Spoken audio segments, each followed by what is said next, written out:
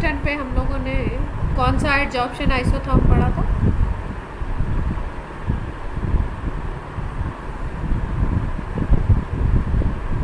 बोलो भाई, कोई बोलेगा? हाँ, क्या कंडीशन थी उसकी, क्या डेरिवेशन निकला था लास्ट में, फॉर्मूला क्या है?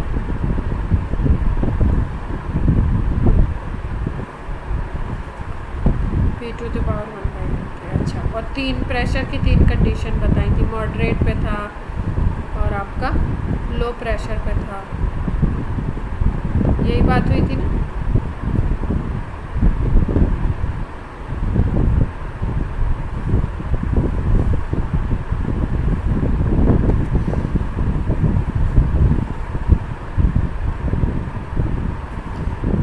अब हम लोग आज कर रहे हैं एक और आइसोथर्म। एनसीईआरटी में एक लैंगमुयर आइसोथर्म करके दिया होगा, दिया है क्या? मेरी आज मिल नहीं रही थी एनसीईआरटी।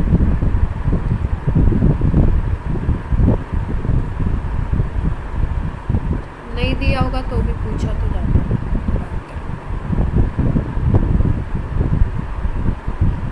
या फ्रंट लिस्ट पे पहले कुछ क्वेश्चंस करते हैं।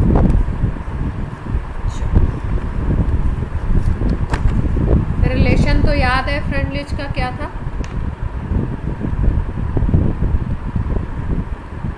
अगर लॉग के टर्म में बोले तो क्या था? log x/m is equal to log k plus 1/n log p, यही तो था। अगर हम लोग इसमें log x/m और इसमें log p में ग्राफ लेते थे तो क्या आता था? आपका स्ट्रेट लाइन आता था जिसमें इंटरसेप्ट आपका क्या आएगा? log k और इसके बीच में ग्राफ।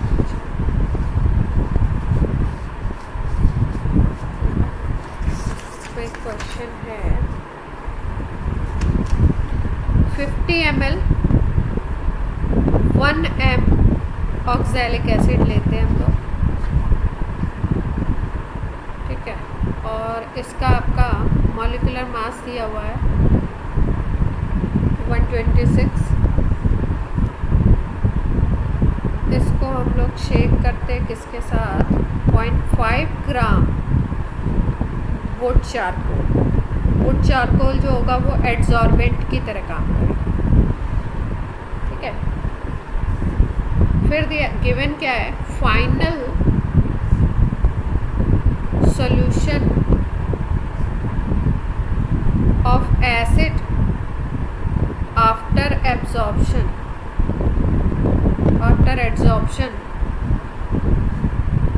Is 0.5 m।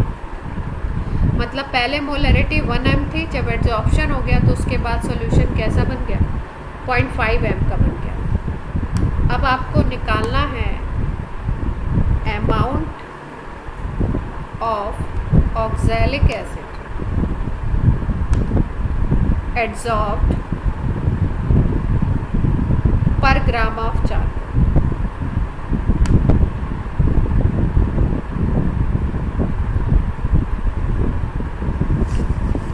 ठीक है, 1 ग्राम चारकोल कितना अमाउंट एड्सॉर्ब कर रहा है? पहले अपने पास सॉल्यूशन क्या है? 50 ml 1 m ऑक्सैलिक एसिड, ठीक। और इसके बाद ये जब एड्सॉर्प्शन के बाद ये कैसे बचता है? ये बचता है 0.5 m बच जाता है। और चारकोल का जो अमाउंट लिया है ये 0.5 ग्राम लिया है, और पर ग्राम में पूछा गया है कि कितना ये एड्सॉर्ब करेगा एसिड, ठीक है। तो देखो कैसे करना है इसको। पहले हम लोग देखेंगे ऑक्सैलिक एसिड का इनिशियल अमाउंट क्या था। अब इनिशियल अमाउंट अगर निकालना है, जीएम निकालना है, ठीक है। और आपको गिवन क्या क्या है? वॉल्यूम गिवन है और आपकी मोलरिटी गिवन है। वॉल्यूम है आपका 50 ml और मोलरिटी आपकी कितनी दी हुई है? 1 ml। मोल्स निकाल सकते हैं हम लोग। मोल्स निकालना कैसे बताया था? m × v कर दो, V को अगर लीटर में ले लोगे तो मोल्स आ जाएंगे। 1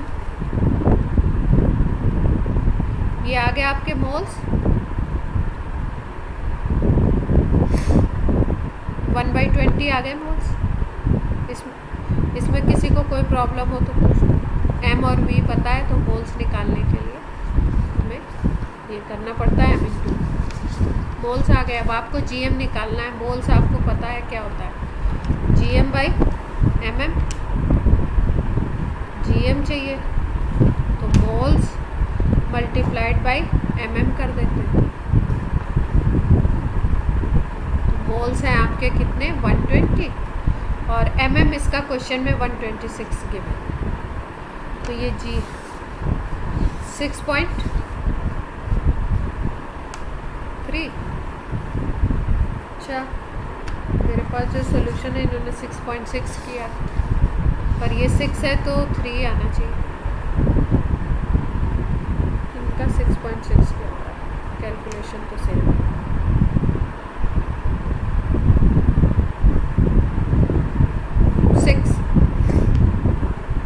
भाई 2 से आप कट करोगे तो ये 6 और ये 3, 6.3 आना चाहिए। ठीक है, कितने ग्राम आ गए। अब ये तो इनिशियल था ऑक्सैलिक एसिड का, और बाद में क्या हो गया, आफ्टर एड्जॉर्प्शन। अगर ऑक्सैलिक एसिड का अमाउंट आप निकालो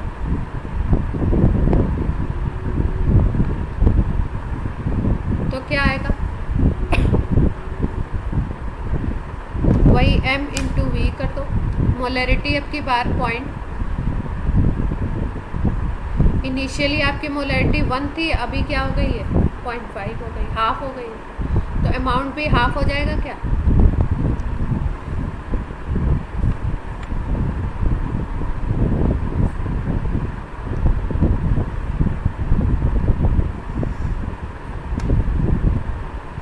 ये कितना आ जाएगा,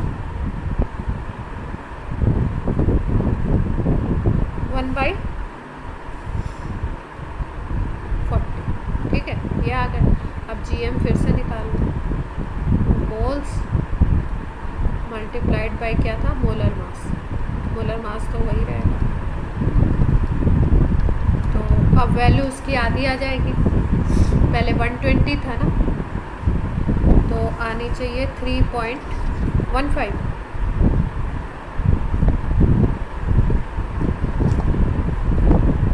है ना। अब देखो M ये आफ्टर बचा हुआ है ना, कितना मिलता है इनको लास्ट में, तो इसका मतलब एड्जॉर्ब कितना हुआ,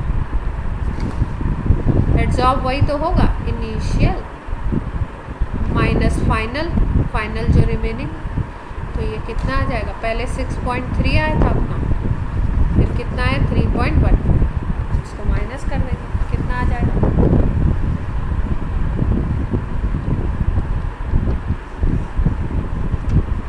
ये एड्जॉर्ब आ गई। अब आपको पता है पर ग्राम इन्होंने पूछा है, और चारकोल इन्होंने लिया कितना है 0.5 ग्राम। तो भाई 0.5 ग्राम अगर लेते हो आप चारकोल, तो एड्जॉर्ब कितना होता है ऑक्सैलिक एसिड,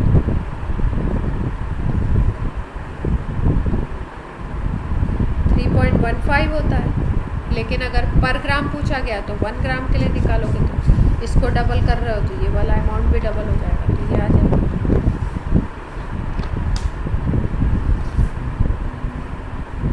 क्लियर है।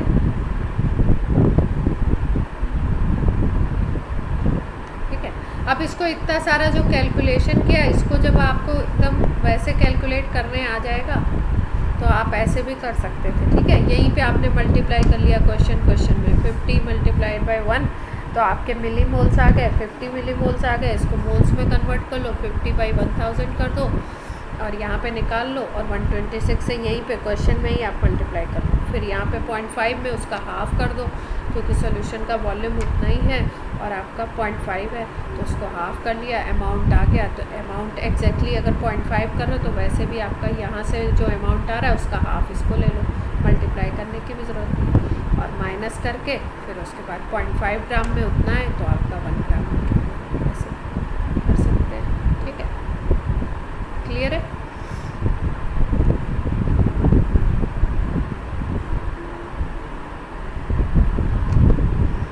बात समझ आ गई?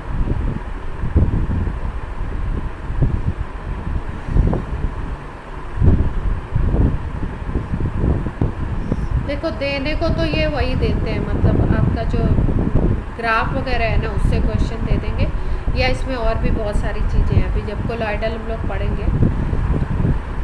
पर क्या है कि चीज़ें हैं, टॉपिक है ये, तो कभी दे भी सकते हैं।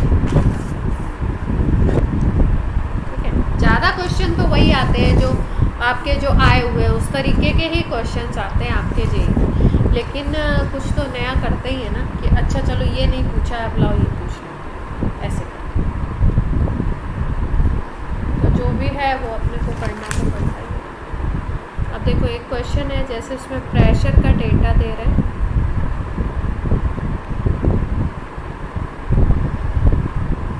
और इन्होंने दिया volume of gas adsorbed CC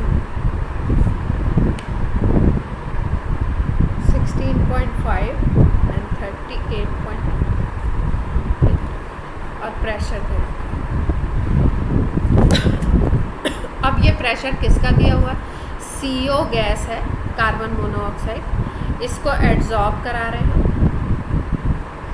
charcoal के ऊपर, और चारकोल का अमाउंट दिया हुआ है 3 ग्राम। ये जो CO गैस है इसका प्रेशर दिया हुआ है, एक बार 180 है और एक बार 540 है, और ये CO गैस का वॉल्यूम एड्जॉर्ब्ड है, दैट इज CC में गिवन है, ml में गिवन है 16.5 एंड 38.1। अब आपको निकालना क्या है? आपको फ्रेंडलिच आइसोथर्म में जो वैल्यूज थी ना, m जो आया था 1/n आया था ना, और k, ये दो टर्म थे, इसकी वैल्यूज निकालनी है, फ्रेंडलिच आइसोथर्म की इक्वेशन को यूज करके।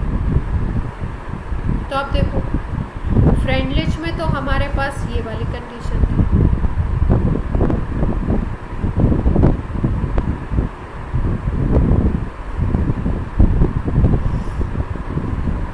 ये वाली थी ना, तो प्रेशर तो हमें पता चल गया, प्रेशर तो यहाँ से हम रख सकते हैं, 2 इक्वेशन बना सकते हैं प्रेशर। लेकिन अब यहाँ पे दिया हुआ volume of gas adsorbed in CC, ठीक है, तो ये वॉल्यूम ऑफ गैस है। अब हम क्या करें, अब हमारे पास ये हमें रखना है x/m, ठीक है, तो हम लोग क्या करेंगे, यहाँ पे हमारे पास इसको, ये जो x/m का टर्म है ना, एग्जैक्टली x का जो टर्म है, इसको ही हम लोग लेते हैं ना एड्जॉर्बेट का अमाउंट, और ये किसका होता है? एड्जॉर्बेंट का अमाउंट होता है। क्लियर हो रही बात? एड्जॉर्बेंट का अमाउंट तो आपको 3 ग्राम गिवन है, लेकिन ये ग्राम में नहीं गिवन है। अब जब आप 2 इक्वेशन बना के उसको कंपेयर करोगे तो आप वहाँ पे इस वॉल्यूम ऑफ गैस को यूज़ कर सकते हो x की जगह, ठीक है, तो यूज़ करते हैं हम, 2 इक्वेशन बन सकते हैं इससे। पहले x आप ले लो 16.5 और एड्जॉर्बेट का अमाउंट कितना है? 3 ग्राम है ना। अब यहाँ पे क्या आएगा? log k 1/n log p, pressure कितना है? पहले वाले केस में 180। एक इक्वेशन ये बन गई अपनी, इसी तरीके से दूसरी बना सकते हैं। यहाँ पे आप 38.1 और 540 ले लो।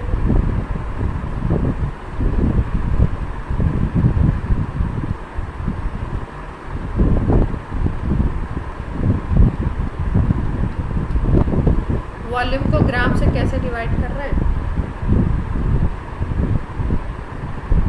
इसमें हम लोग एज्यूम कर रहे हैं, ठीक है। वैसे हम लोग वॉल्यूम की जगह पे आपका ग्राम यूज़ नहीं कर सकते, ठीक है, लेकिन यहाँ पे हम लोग क्या कर रहे हैं? एज्यूम कर रहे हैं, क्योंकि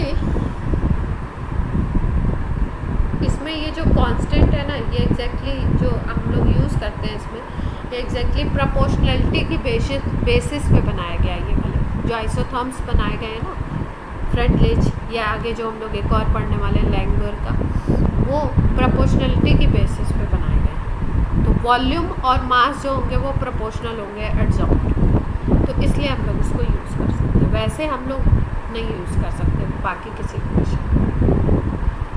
ठीक है, अब यहाँ से हम लोग एक टर्म n निकाल सकते हैं क्या? इक्वेशन 1, इक्वेशन 2, सपोज हमने कर दिया इक्वेशन 2 माइनस इक्वेशन 1, तो क्या आ जाएगा अपना? भाई log m minus n log m by n होता है ना, तो यहाँ पे ऐसे आ सकता है क्या? ये log के तो कट जाएगा, माइनस कर देंगे तो, और क्या आ जाएगा?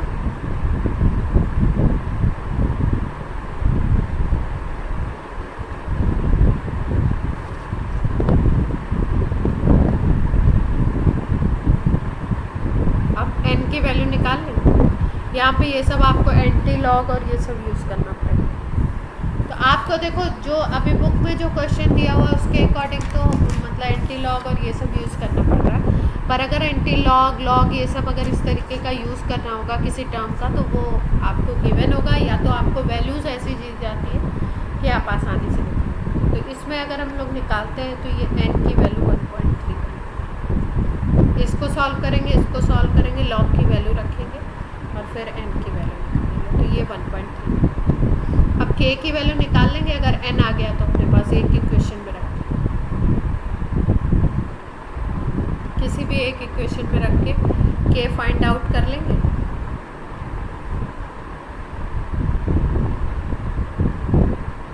सब हाँ,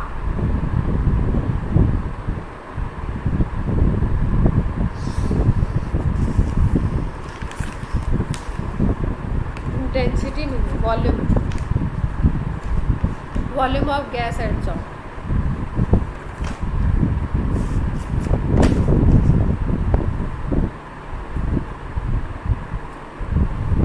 क्लियर?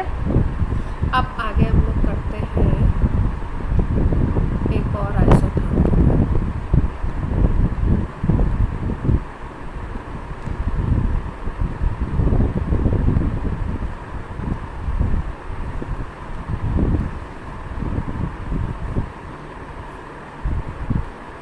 इनके जैसा ही था, सेम टू सेम, थोड़ा सा डिफरेंस था। ये जो आपका एडजॉर्प्शन आइसोथर्म हमने पढ़ा किसका, बहुत पीछे छोड़ा, फ्रेंडलिच का जो पढ़ा था, थोड़ा सा डिफरेंस आएगा। क्या? सबसे पहले इन्होंने एज्यूम क्या किया, और हम लोग वैसे भी पढ़ते हैं, एजम्पशन इन्होंने ये माना कि जो एडजॉर्प्शन है ना वो मोनोलेयर होगा। मोनोलेयर का मतलब समझ रहे हैं? जैसे मान लो ये कोई सॉलिड का सरफेस है, तो ये सरफेस के मॉलिक्यूल्स हैं, इसके ऊपर मान लो गैस के कोई मॉलिक्यूल्स एडजॉर्ब होने के लिए आए, ये गैस मॉलिक्यूल्स हैं।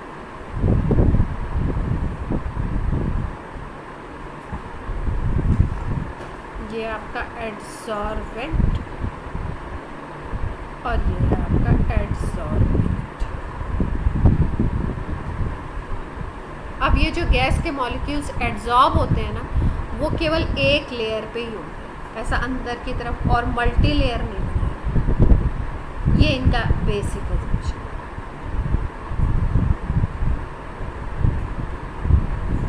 मोनोलेयर बनेगा। ठीक है, अब देखो क्या इन्होंने बोला। यहाँ पे कुछ फ्री साइड्स होती हैं जिन पे एडजॉर्प्शन होता है। जो लेयर, ये ऊपर वाली जो लेयर होगी सॉलिड की एडजॉर्बेंट की, उस पर फ्री साइड्स होंगी, उसी पे होगा आपका एडजॉर्प्शन। तो उनको हम लोग बोलते हैं free sides for adsorption.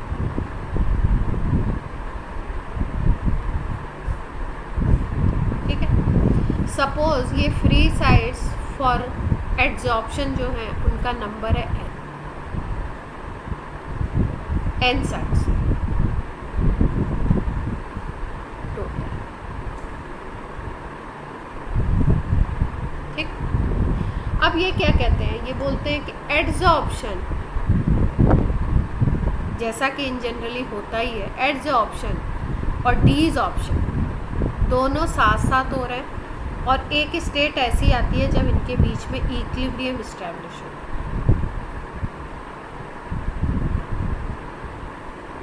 Equilibrium का क्या मतलब होगा, रेट ऑफ एड्जॉर्प्शन उस समय is equal to rate of desorption हो जाएगा।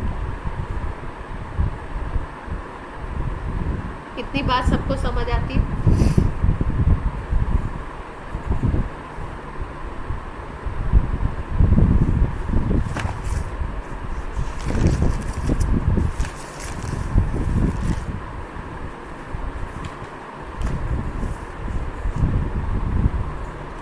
अब देखो,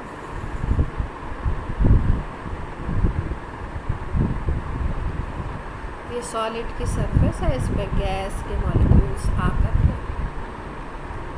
अटैच होना चाहते हैं। अब हमने ये भी पढ़ा है कि एड्जॉर्प्शन जो होता है, अगर हम बात करें रेट ऑफ एड्जॉर्प्शन की, इसको हम लिखते हैं ROA लिखे अगर, तो रेट ऑफ एड्जॉर्प्शन, ये जो गैस है इसके ऊपर अगर प्रेशर लगाते हो तुम, या इस गैस का जो प्रेशर होता है उसके डायरेक्टली प्रोपोर्शनल होता है क्या, इस गैस को A गैस बोल दो और इसका प्रेशर बोल दो P। प्रेशर इसका ज़्यादा, जितना ज़्यादा होगा उतना ये क्या होगी, एड्जॉर्ब होगी। क्लियर है?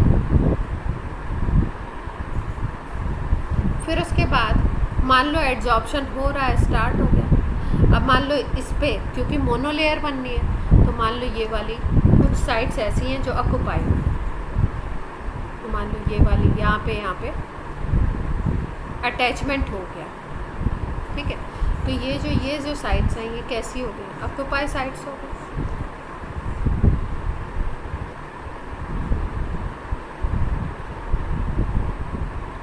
और कुछ क्या होंगी, अब ये वाली जो बाकी बची हुई है वो कैसी है, अनऑक्युपाइड है।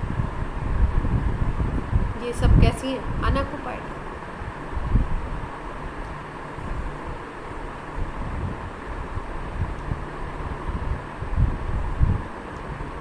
तो अब क्योंकि इन्होंने बोला है कि मोनोलेयर होता है, तो अब फर्दर जो एड्जॉर्प्शन होगा वो कैसे होगा, अब इस अनऑक्युपाइड के ऊपर डिपेंड करेगा क्या।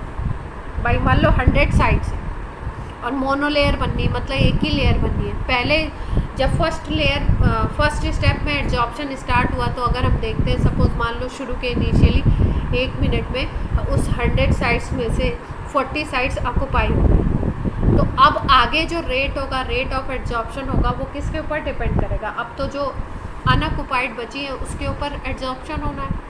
तो आपकी 40 अगर एड्जॉर्ब हो गई, तो अब आगे जो एड्जॉर्प्शन डिपेंड करेगा वो 60 के ऊपर डिपेंड करेगा, जितनी अनऑक्युपाइड बचेंगी उनके ऊपर, या जिसको हम बोल सकते हैं अवेलेबल साइट्स।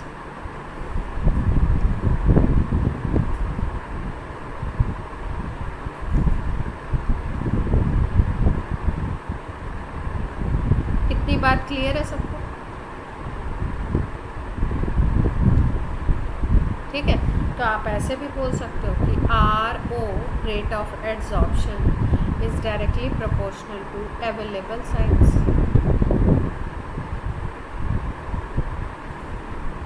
क्लियर? अब एक टर्म यहाँ पे यूज़ किया जाता है जो x/m जिसको यूज़ किया था हम लोगों ने फ्रेंडलिच में, उसी के इक्विवेलेंट एक टर्म है जिसको हम बोलते हैं थीटा। थीटा बोलते हैं sides occupied divided by total sides. अब हमने पहले माना था कि भाई टोटल साइड्स कितनी है, n है। तो अगर यहाँ पे हम साइड्स ऑक्युपाइड का नंबर देखें तो ये क्या आएगा, n इंटू थीटा आ जाएगा क्या।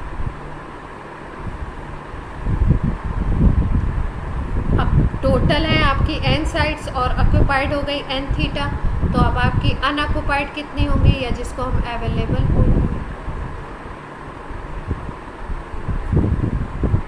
थीटा माइनस n थीटा हो जाएगा।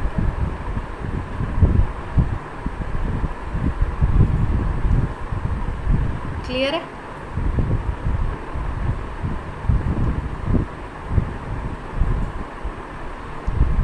अब ये डिपेंड करेगा आपका आर रेट ऑफ एब्जॉर्प्शन के ऊपर, थीटा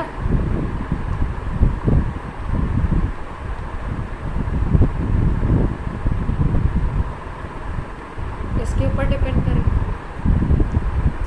यहाँ तक की बात सबको क्लियर है?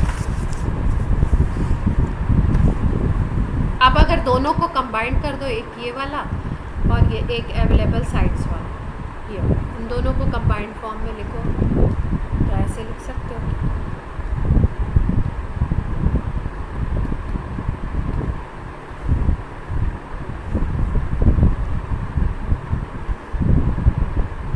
अब मान लो तुम यहाँ पे प्रोपोर्शनलिटी को हटाते हो और एक कांस्टेंट लिखते हो, मान लो इसको KAD लिखते हो, एब्जॉर्प्शन कांस्टेंट, तो ये PA थीटा 1 माइनस n ये आएगा। यस और नो?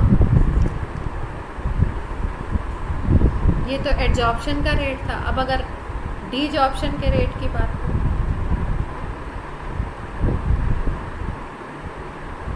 भाई मान लो ऐसे हो रहा है,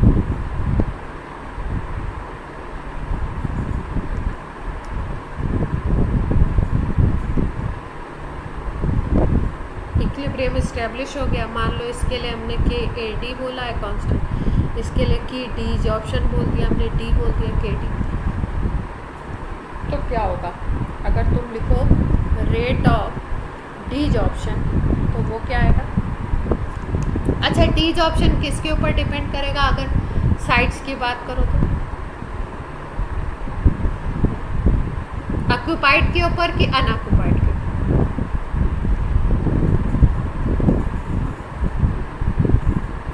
फिर से सोचो।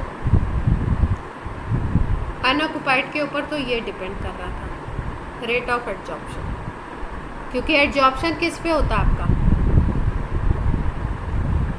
हाँ, अवेलेबल पे होगा, अनऑक्यूपाइड पे होगा। लेकिन डीजॉर्प्शन तो रिवर्स प्रोसेस है ना, जो आपकी फिल हो चुकी हैं, जो ऑक्यूपाई हो चुकी हैं, उस पे से फिर निकलेंगे मॉलिक्यूल्स। डीजॉर्प्शन तो उल्टा प्रोसेस है।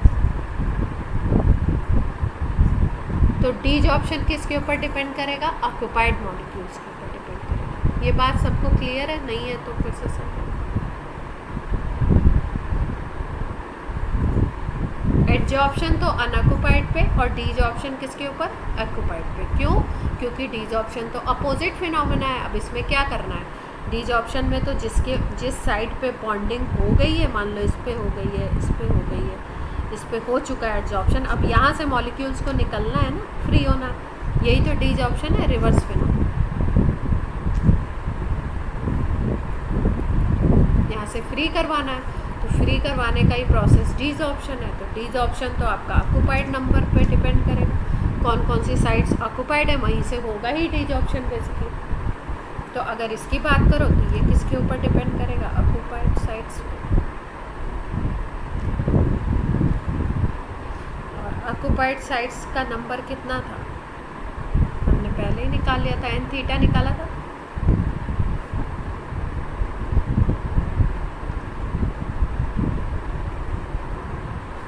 क्लियर? अब यहाँ पे अगर ऐसे लिख दो rate of desorption is equal to, यहाँ पे लिख दो KD इंटू n। अब अगर इक्विलिब्रियम की स्टेट मानते हैं तो दोनों रेट क्या हो जाएंगे? आपके इक्वल हो जाएंगे। यस और नो? तो इसका मतलब ये वाला टर्म और ये वाला टर्म इन इक्विलिब्रियम स्टेट हम इक्वल कर सकते हैं।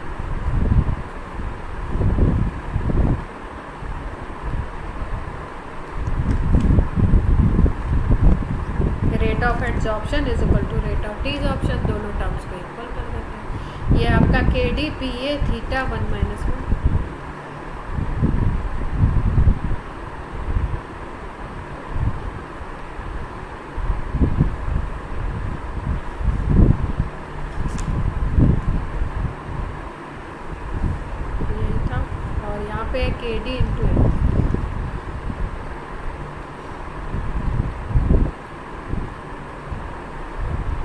अब अगर हम लोग ये कर लें KAD/KD दोनों कांस्टेंट हैं, तो अगर इसका डिवीज़न निकालोगे तो ये भी एक कांस्टेंट है, तो यहाँ पे ऐसे आ सकता है।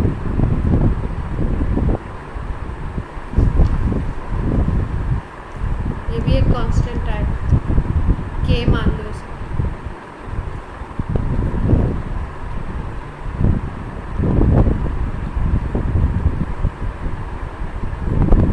यहाँ तक बात पहुँच गई। इसको हम लोग PA को इधर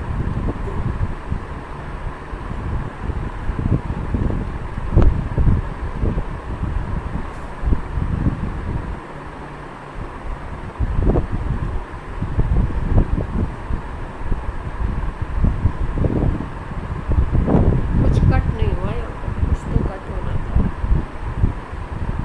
एंड थीटा उड़ जाएगा, थीटा नहीं होना था।